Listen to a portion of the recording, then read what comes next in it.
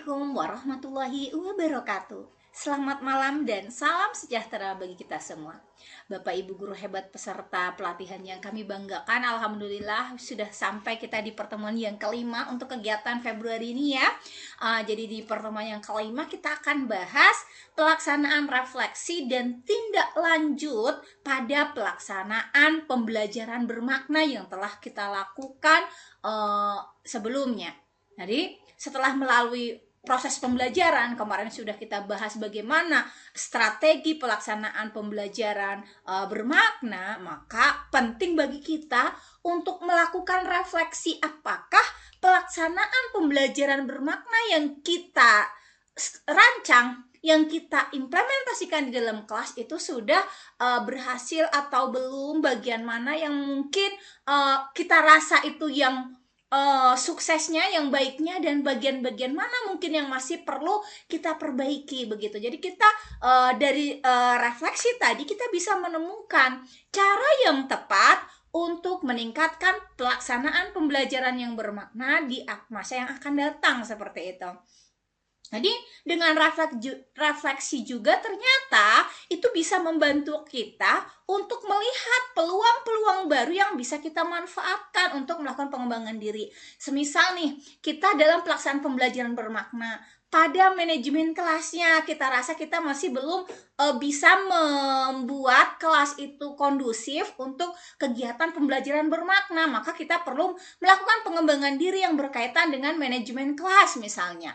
Jadi kita bisa membantu dengan pelaksanaan refleksi ini bisa mencari peluang-peluang untuk kita melakukan pengembangan diri begitu. Jadi rencana tindak lanjut yang akan kita susun tentunya berdasarkan hasil refleksi tadi. Misalnya mana yang menurut kita sudah bagus pelaksanaan pembelajaran bermaknanya, mana yang mungkin masih perlu diperbaiki dan kedepannya seperti apa, itu akan kita tuangkan di dalam rencana tindak lanjut supaya kita bisa mencapai hasil yang optimal di dalam pembelajaran yang akan kita rancang tentunya. Ada banyak tantangan tentunya dalam pelaksanaan pembelajaran bermakna. Yang pertama, memang kita akan sadari bahwa untuk melakukan pembelajaran bermakna harus tersedia sarana prasarana penunjang belajar ya. Karena kalau sarana dan prasarananya kurang baik, itu akan menjadi salah satu tantangan tentunya dengan ketersediaan sumber dayanya. Misalnya materinya, atau mungkin kalau kita memanfaatkan teknologi, jaringan kita belum cukup baik atau infrastrukturnya begitu. Jadi memang untuk bisa mengatasi tantangan-tantangan seperti keterbatasan sumber daya itu perlu adanya strategi-strategi khusus supaya kita tetap bisa melakukan pembelajaran yang bermakna dengan keterbatasan sumber daya tadi begitu ya. Jadi kita juga bisa misalnya dari kepala sekolah misalnya akan mencari dukungan, baik itu dukungan dana atau dukungan narasumber misalnya dari masyarakat atau lingkungan sekitar untuk bisa untuk mengatasi hambatan keterbatasan sumber daya tadi. Kemudian yang tidak kalah pentingnya adalah kita harus bisa melihat bahwa ternyata motivasi dan perhatian siswa itu kalau tidak kondusif itu juga akan menjadi penghambat begitu ya. Jadi kita harus bisa menjaga motivasi dan perhatian siswa itu untuk tetap on selama pembelajaran begitu. Karena dengan minat dan bakat yang berbeda-beda akan memiliki tingkat konsentrasi yang tentunya juga akan beragam di dalam pelaksanaan pembelajaran yang kita rancang begitu. Jadi memang kita punya tantangan tersendiri, yaitu untuk bisa menciptakan lingkungan belajar yang menarik sehingga peserta didik termotivasi dan juga mereka akan terlibat aktif dalam proses pembelajaran yang sedang berlangsung. Ada beberapa peluang, tadi kita sudah sampaikan hambatan-hambatannya ada 2 ya, peluangnya ada 4. Ini yang perlu kita kaji atau kita lebih dalami, supaya dalam melakukan sesuatu kita jangan kepikiran atau berbasis masalah, tapi bagaimana kita melakukan sesuatu berbasis peluang. Yang pertama, peluang pertama adalah dalam pelaksanaan pembelajaran bermakna, kita bisa meningkatkan motivasi siswa. Dengan pembelajaran yang bermakna dapat memotivasi siswa. Kenapa? Karena mereka lebih paham apa yang sedang mereka pelajari, apa kegunaannya, maka mereka akan menjadi antusias begitu. Kemudian yang kedua, itu bisa mengembangkan keterampilan. Dengan kita latih mereka senantiasa belajar berbasis proyek, pemecahan masalah, misalnya seperti itu, akan mau tidak mau mereka akan berinteraksi, mereka akan bereksplorasi, sehingga kemampuan untuk bernalar kritis, kemampuan untuk melakukan kreativitas, kemampuan untuk berkomunikasi dan bekerja sama itu akan terbangun. Yang namanya belajar ya tentunya step by step ya, tapi kalau itu dilakukan secara berulang dan terus menerus, itu akan menjadi sebuah budaya begitu. Jadi penting banget kita untuk bisa, makanya di dalam pelaksanaan pembelajaran bermakna, kita harus benar-benar bisa membuat peserta didik tadi lebih bisa terlibat aktif dalam proses pembelajaran, sehingga keterampilan abad 21 itu bisa berkembang. Kemudian yang ketiga, peluang dalam pelaksanaan pembelajaran bermakna adalah meningkatkan kemampuan beradaptasi. Karena dengan pembelajaran bermakna, itu bisa membantu peserta didik kita menjadi lebih adaptif terhadap perubahan di dunia. Jadi kita sudah membiasakan mereka untuk belajar secara mandiri, mengakses informasi dari berbagai sumber, dan juga bisa memecahkan masalah kompleks.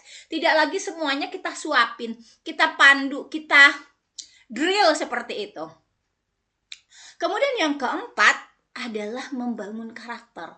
Jadi dengan kita melakukan pembelajaran bermakna, itu bisa membantu siswa mengembangkan nilai-nilai seperti rasa ingin tahu, ketekunan, kerjasama. Ini nilai-nilai yang sangat penting untuk bisa dikembangkan oleh peserta didik kita. Karena dengan mereka berkolaborasi di proyek, tentunya ada kerjasama yang akan mereka bangun. Dengan kemampuan bernalar kritisnya, menjawab permasalahan pembelajaran berbasis masalah, tentunya mereka akan terbiasa untuk mencari informasi-informasi baru, tentunya dipicu dari rasa ingin tahu mereka, dan juga pasti untuk melakukan sesuatu seperti penyelidikan dan lain sebagainya. Mungkin mereka pernah gagal, tapi mereka tetap walaupun pernah gagal akan terus mencoba, dan itulah yang disebut dengan ketekunan.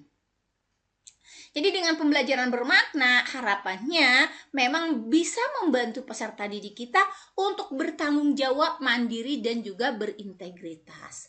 Kemudian kita kaji apa sih sebenarnya arti penting kenapa kita harus melakukan refleksi. Refleksi itu hampir sama dengan mengevaluasi diri. Artinya refleksi itu merupakan sebuah proses evaluasi diri, karena saat kita melakukan refleksi itu akan melibatkan pemikiran kritis terhadap pelaksanaan pembelajaran yang sudah berlangsung. Jadi misalnya kita sedang belajar matematika, kita misalnya refleksi di sisi kita sebagai guru, kita mengingat kembali apa yang sudah kita sajikan di dalam kelas, dari mungkin pada pelaksanaan perencanaannya, bagaimana kita menyusun modul ajarnya, apakah kita benar-benar sudah menyusun modul ajar untuk menciptakan kelas yang interaktif, kelas yang melakukan pembelajaran bermakna, atau kita hanya sekedar membawa sebuah dokumen sebagai salah satu alat supaya kita boleh masuk kelas. Karena mungkin ada sebagian sekolah yang melarang gurunya masuk tanpa membawa rencana pembelajaran. Jadi kita kaji lagi, apakah rencana yang kita buat sudah betul-betul matang? Apakah di dalam pelaksanaan pembelajarannya kita sudah membuka, kita sudah mempersiapkan mereka dengan mempersiapkan fisik dan mental mereka untuk bisa menerima informasi dari kita pagi ini misalnya. Atau mereka sudah kita di dalam pengelolaan kelasnya, apakah kita sudah melakukan pengelolaan kelas dengan baik? Atau mungkin di bagian asesmennya itu akan menjadi sebuah indikator-indikator atau pertanyaan yang akan membantu Bapak Ibu di dalam melakukan evaluasi diri. Dari sisi siswanya juga, apakah dia sudah belajar maksimal? Apa yang sudah dia dapatkan? Apa yang mereka belum dapatkan? Kenapa mereka tidak tahu yang ini, dan bagaimana mereka untuk bisa mempelajarinya di hari yang akan datang, seperti itu. Jadi refleksi itu bisa dari sisi gurunya dan dari sisi murid. Sama-sama baik guru dan siswa harus melakukan yang namanya refleksi proses pembelajaran yang sudah dilakukannya. Jadi karena memang dengan melakukan refleksi ini Bapak Ibu juga bisa tadi melibatkan pemikiran kritis ya. Kemudian dengan kalau siswanya tadi apa yang sudah diketahui, apa yang belum tahu, bagaimana untuk mendapatkan memperbaiki ke depannya, itu kan punya apa ya? Kita minta atau mengevaluasi bagaimana kemajuan belajar mereka. Bapak Ibu juga begitu, bagaimana kemajuan Bapak Ibu dalam mengajar di dalam kelas. Apakah dari sisi perencanaan, pelaksanaan, asesmennya itu sudah benar-benar Bapak Ibu lakukan dengan baik atau belum begitu. Jadi kita harus bisa mengevaluasinya seperti apa yang sudah kita lakukan. Kemudian refleksi juga membantu kita untuk mengidentifikasi kebutuhan. Kalau dari sisi guru berarti identifikasi kebutuhan apa yang kita butuhkan untuk menyusun strategi pembelajaran ke depan yang lebih baik lagi. Apa yang kita butuhkan harus kita sediakan. Dengan adanya refleksi diri dari peserta didik, kita tahu, oh ternyata peserta didik kita seperti ini, dia butuh ini. Kita bisa mengumpulkan atau mengumpulkan lah gitu ya, kebutuhan belajar mereka gitu. Jadi disitulah kita pentingnya melakukan refleksi supaya kita tahu menyediakan atau memenuhi kebutuhan belajar mereka, membimbing mereka memilih strategi pembelajaran yang tepat tentunya. Kemudian dengan melakukan refleksi juga itu bisa meningkatkan motivasi karena mereka merasa percaya diri, mereka punya kekuatan yang sudah mereka yakini itu mereka bisa. Kemudian mereka juga tahu bagaimana untuk bisa memperbaiki bagian-bagian yang mungkin selama ini masih terlewatkan oleh mereka, sehingga kedepannya mereka lebih antusias untuk mempersiapkan diri supaya hasil ke depan itu lebih baik begitu. Jadi itu tentunya membuat peserta didik akan semakin berkembang dan terus berkembang. Kemudian apa saja manfaat pembelajaran bermakna? Kemarin kita sudah bahas juga manfaat dari pembelajaran bermakna. Yang pertama adalah meningkatkan motivasi dan minat belajar. Jadi dengan melakukan pembelajaran bermakna, Bapak Ibu bisa meningkatkan motivasi dan minat belajar siswa karena mereka merasa terhubung antara materi yang sedang mereka pelajari dengan materi yang sudah mereka kuasai, atau mungkin dengan permasalahan-permasalahan nyata di kehidupan seperti itu. Yang kedua adalah Bapak Ibu bisa meningkatkan kemampuan berpikir kritis dan kreatif dari peserta didik. Dengan pelaksanaan pembelajaran bermakna, Bapak Ibu akan mendorong siswanya untuk selalu berpikir kritis, analitis, kreatif untuk bisa memecahkan masalah yang kita sajikan. Makanya kita diharapkan untuk memberikan sebuah pertanyaan terbuka sehingga siswa-siswanya bisa memecahkan permasalahan itu dengan baik. Jadi tidak harus sama, boleh dengan sudut pandang yang berbeda-beda. Maka kita bisa mengajak mereka untuk menganalisis informasi, menghubungkan konten dan juga konsepnya tentunya ya, dan menemukan solusi yang inovatif seperti itu. Kemudian di sisi lain, manfaat dari pembelajaran bermakna itu adalah memperkuat keterampilan sosial dan kolaboratif. Karena memang di dalam pembelajaran bermakna kita ajarkan kepada siswa bagaimana mereka melakukan pembelajaran kolaborasi. Ya, di dalam kolaborasi ini tentunya karena kalau kita biasakan melakukan pembelajaran kolaborasi, mereka akan terbiasa untuk bekerja sama. Bagaimana mereka akan memanajemen organisasi kelompok mereka, bagaimana mereka akan berkomunikasi, bagaimana mereka akan saling menghargai pendapat satu sama lain, bagaimana mereka akan saling bertukar ide. Inilah arti pentingnya kenapa dengan pembelajaran bermakna itu akan memperkuat keterampilan sosial dan kolaboratif mereka begitu. Ada beberapa strategi pengembangan profesional secara mandiri. Yang pertama itu adalah mengidentifikasi kebutuhan kita dengan mengevaluasi diri, apa saja kelemahan dan kekurangan yang Bapak Ibu miliki, maka apa saja keterampilan yang perlu Bapak Ibu miliki, dan itu yang akan menjadikan tahapan rancangan kita nantinya. Ya, misalnya kita tahu nih belum dari hasil evaluasi diri kita masih punya kekurangan saat melakukan manajemen kelas, maka keterampilan apa yang perlu kita butuhkan yaitu keterampilan memanajemen kelas. Jadi kita sudah tahu, oh kebutuhan kita ini yang paling mendesak untuk saya itu adalah bagaimana manajemen kelas. Kemudian setelah kita tahu, oh ya saya butuhnya ini, maka tetapkan tujuannya. Apa tujuan kita melakukan pengembangan diri tersebut? Ya, jadi tujuannya itu harus spesifik, terukur, dan dapat dicapai, relevan, dan juga terikat waktu. Kemudian pemilihan sumber daya. Apa saja sumber daya yang kita butuhkan saat kita ingin misalnya melakukan pendalaman materi tentang manajemen kelas tadi, seperti itu. Apa saja sumber daya yang kita butuhkan?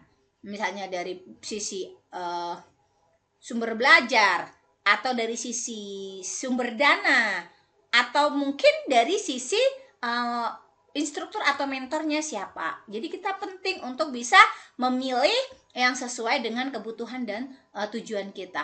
Kemudian terus belajar Bapak Ibu. Jadi kalau untuk bisa mengembangkan profesional secara mandiri, kita harus terus belajar, terus berproses, jangan merasa cepat puas, karena kita harus bisa memastikan waktu yang kita miliki dan kita gunakan seefisien mungkin supaya kita bisa punya banyak waktu dan kesempatan untuk bisa melakukan perbaikan lah terusnya, tentunya ya, seperti itu. Kemudian kalau tadi itu secara personal pengembangan dirinya, ini pengembangan diri secara berkelompok. Bapak Ibu bisa melakukan diskusi kolaboratif, misalnya berbagi pengalaman, berbagi ide praktik baik di komunitas belajarnya misalnya, atau melakukan pelatihan bersama, atau bisa melakukan proyek kolaborasi. Jadi Bapak Ibu juga tidak harus hanya mahasiswa yang harus melakukan riset atau ini tadi ya proyek pribadi kolaboratif, tapi juga Bapak Ibu dosen kan tetap juga di sana. Jadi harus melakukan yang namanya ini pengembangan diri begitu. Oke, baik Bapak Ibu. Seperti yang tadi sudah sampaikan bahwa untuk bisa mengembangkan profesional, kita bisa menggunakan wadah, yaitu berbagi praktik pembelajaran yang bermakna. Ya, kita bisa berbagi praktik pembelajaran bermakna untuk meningkatkan kualitas pembelajaran kepada seluruh guru. Minimal sebelum kita sampai ke seluruh guru, minimal satu sekolah di sekolah kita harus bisa menjadi narasumber berbagi praktik baik. Ya, kemudian setelah mungkin Bapak Ibu sudah pede bisa berbagi praktik baik di guru sekecamatan, sekabupaten, seprovinsi misalnya, dan seterusnya. Itu yang penting. Kemudian yang kedua itu adalah menumbuhkan kolaborasi. Bagaimana Bapak Ibu mendukung kolaborasi antar guru, ya, supaya guru bisa membangun hubungan yang lebih erat dan juga saling mendukung begitu. Kemudian ini penting sekali praktik baik. Pentingnya praktik baik. Jadi ya. Tadi ada 3 kenapa praktik baik itu penting. Yang pertama itu bisa meningkatkan kualitas pembelajaran dari diskusi kita yang berbagi dulu. Kita yang berbagi praktik baik, kita akan lebih tahu lagi, bisa karena kita ceritakan lagi ya apa yang sudah kita lakukan. Kedepannya itu akan kita tahu, oh ini yang sudah baik, ini yang mungkin perlu perbaikan, sehingga akan meningkatkan kualitas pembelajaran. Apalagi Bapak Ibu yang menjadi peserta berbagi praktik baiknya akan mengadopsi praktik baik yang sudah kita sajikan tadi. Tentunya bisa membuat pembelajaran yang lebih baik. Kemudian membangun komunitas profesional, ya. Jadi dengan adanya praktik baik itu akan membangun komunitas profesional. Jadi terus yang ketiga adalah mendorong inovasi. Dengan berbagi praktik baik, guru bisa menemukan ide-ide untuk bisa melakukan inovasi. Kemudian prinsip-prinsip pembelajaran bermakna ada yang pertama itu autentik, kemudian aktif, kolaboratif, dan juga perspektif. Seperti itu ya. Kemudian ini kalau pembelajaran kita bisa mengidentifikasi kebutuhan untuk pengembangan diri kita, kira-kira apa yang mau kita butuhkan ini. Jadi langkah pertamanya tentunya mengidentifikasi kebutuhan apa yang mau kita butuhkan untuk pengembangan diri ke depan. Apakah sarana prasarananya, ataukah ketersediaan pelatihan tersebut, dan seterusnya. Oke, baik, di sini kita akan menyusun rencana pengembangan profesional. Yang pertama tentunya adalah identifikasi masalah kebutuhan, yaitu identifikasi kebutuhan pada pengembangan profesional kita. Apa yang perlu kita tingkatkan. Kemudian yang kedua itu adalah tentukan tujuannya, seperti apa sih sebenarnya yang ingin kita capai. Kemudian pilih strateginya, ya. Strateginya seperti apa yang sesuai. Apakah dengan mengikuti pelatihan, membaca buku, aku cari mentor, atau mungkin pilih staff yang seperti apa begitu. Kemudian dibuat jadwal dan lakukan monitoring dan evaluasinya. Kemudian yang terakhir adalah evaluasi dan praktik baik begitu. Nih, ini juga ada namanya PLC ya. Jadi kurang lebih juga hampir sama. Kalau kita mau membentuk PLC,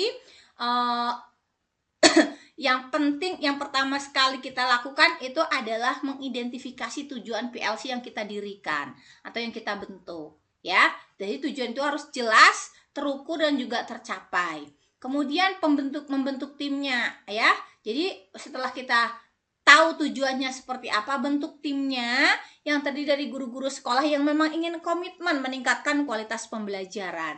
Kemudian menentukan temanya, apa yang mau menjadi tema kajian PLC kita. Kemudian menentukan jadwal, menentukan metodenya seperti apa, dan evaluasikan. Seperti itu.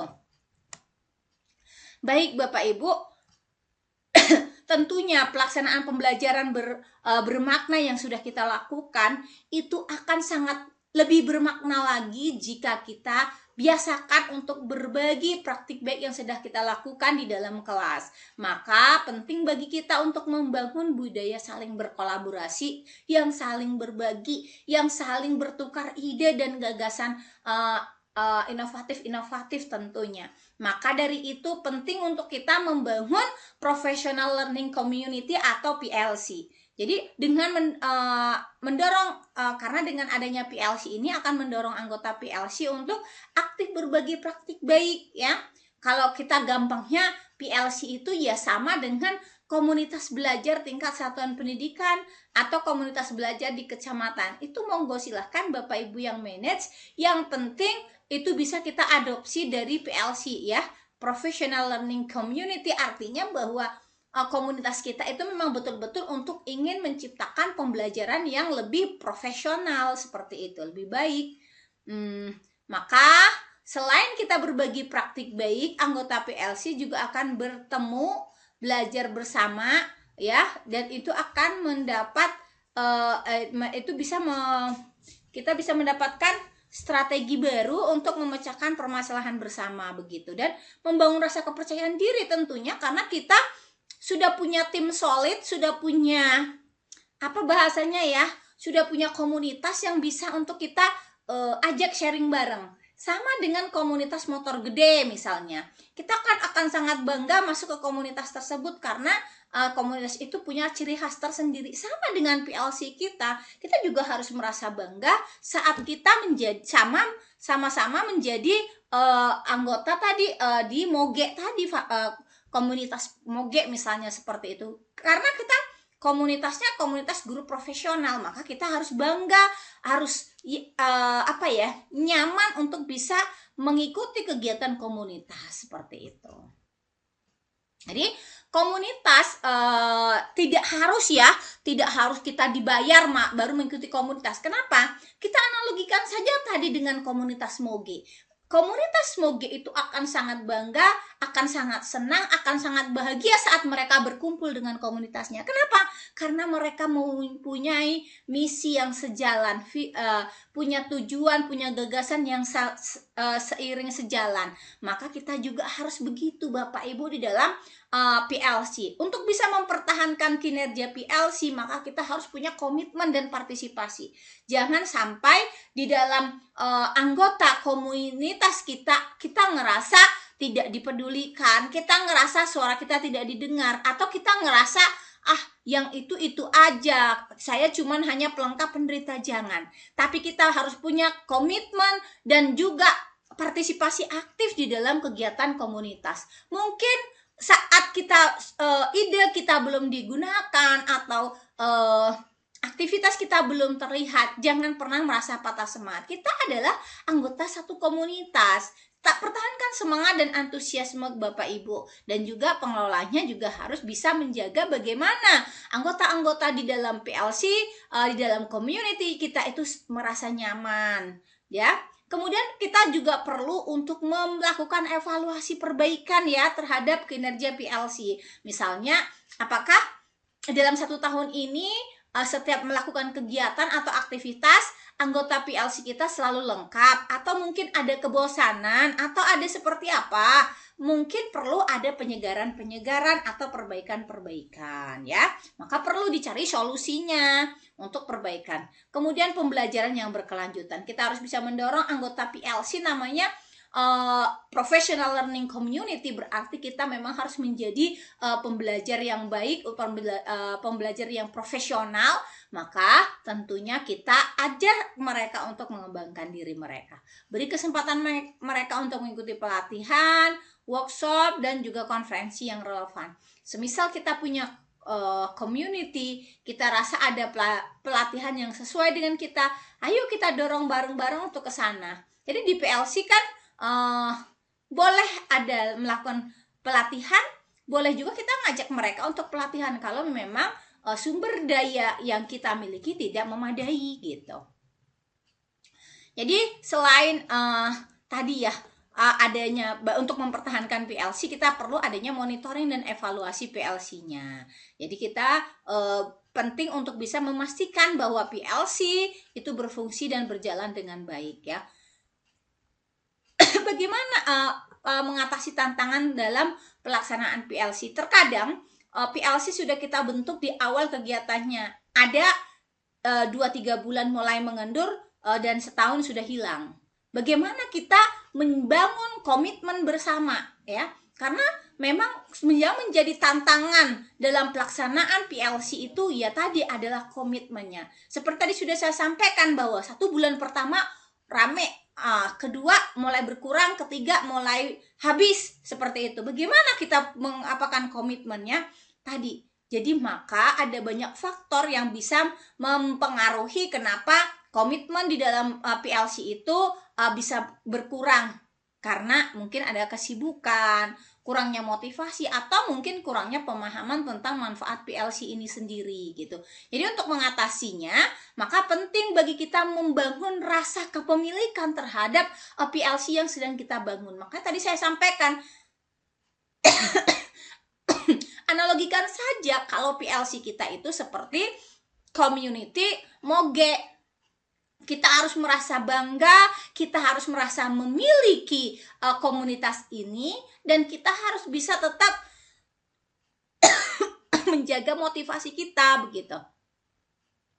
Kemudian yang sering terjadi itu adalah perbedaan perspektif. Jadi cara pandang antar satu anggota dengan anggota lain itu bisa menjadi sebuah kendala juga. Jadi kita harapannya yang namanya satu community itu harus punya satu visi yang sama, pandangan yang sama, bagaimana sebenarnya peran yang mau kita tunjukkan pada pelaksanaannya ini, apa-apa saja yang mungkin mau kita bangun komitmen dan kebersamaan, supaya karena memang yang banyak terjadi itu adalah kegagalan di dalam membangun sebuah PLC itu keberlanjutannya adalah komitmen dari para anggota itu kurang begitu. Jadi kita harus bisa bangun komitmen yang baik dengan menyamakan sudut pandang yang berbeda-beda.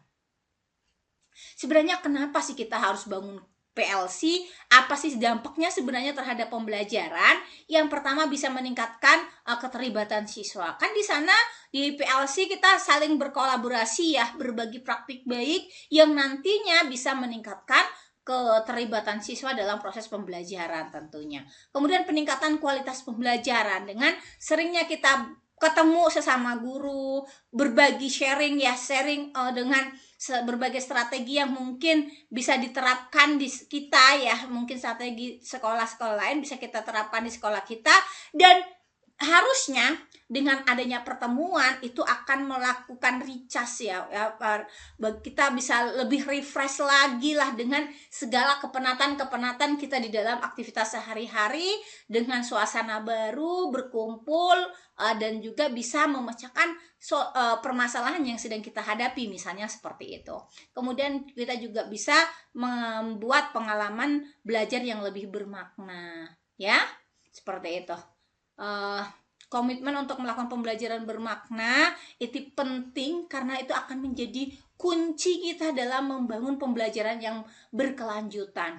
Saat kita sudah memberikan pembelajaran bermakna kepada peserta didik kita, harapannya mereka bisa benar-benar lebih memahami apa yang sedang mereka pelajari, tidak hanya sebatas hafalan, hanya sebatas kulit-kulitnya saja, tapi sampai ke dagingnya Bapak Ibu mereka akan pahami, dan pemahaman itu akan melekat dengan dirinya. Maka penting bagi kita untuk bisa mempunyai komitmen yang kuat untuk bisa membantu peserta didik kita mencapai tujuan belajar yang mereka inginkan. Bisa meningkatkan, karena dengan pembelajaran yang baik itu bisa meningkatkan kualitas hidup mereka dan bisa berkontribusi positif pada lingkungan sekitarnya. Baik, jadi kalau misalnya tadi bagaimana kita sudah melakukan refleksi di pelaksanaan pembelajaran bermakna, maka penting kita juga mengevaluasi perjalanan pembelajaran bermakna kita.